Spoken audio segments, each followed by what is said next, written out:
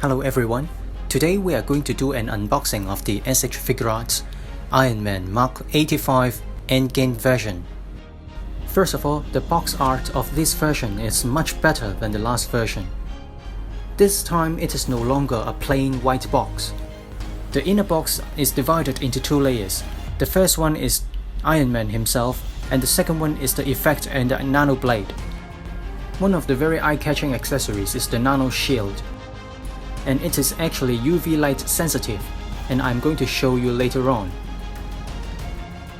The paint application this time is looking much more aged comparing with the last version, but I cannot say it is battle damaged because I see nothing damaged at all. And I find there is no aging application on the nano lighting refocuser. And let's have a closer look at the helmet. You will also see some dirt.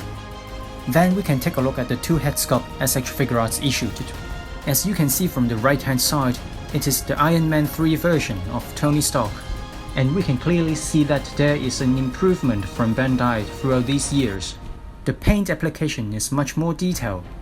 The skin tone is more saturated, and the likeliness of Robert Downey Jr. is also improved.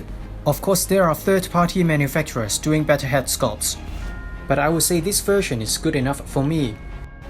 When we turn the figure around, the nano lightning refocuser can be removed and replaced with a small piece of armor. Then now you can have a Mark 85 armor without the weapon at the back. And of course the Tony head sculpt can be removed and replaced with the helmet instead. However, the head sculpt is not interchangeable with Mark 50 armor. Now let's put it in some poses with the Nano Shield.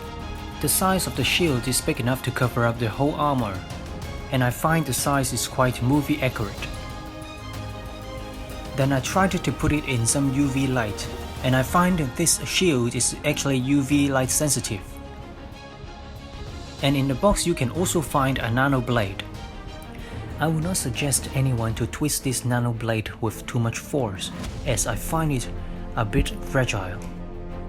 This Nano Blade was used at the beginning of the final battle with Thanos, but I do not remember any other places it was being used. Actually, apart from this Mark 85, Mark 50 also used this weapon once, at the Infinity War. Now let's change again with the poses, with the Nano Lightning Refocuser. This time I find that Bandai is doing a great job by providing all the effects accessories. And you will find 6 pieces of effects accessories coming out from the refocuser, 2 pieces from the palm repulsor, and 2 pieces from the feet. And if you also have the SHFiguarts Thor, you will find it is a good match with Mark 85. Now let's change it to the final pose with the snapping fingers. To be honest, I'm quite disappointed that Bandai is not giving us the Nano Gauntlet, which is the most important weapon in the endgame. I'm not sure if Bandai is going to release another version like the Mark 50 with 3 versions.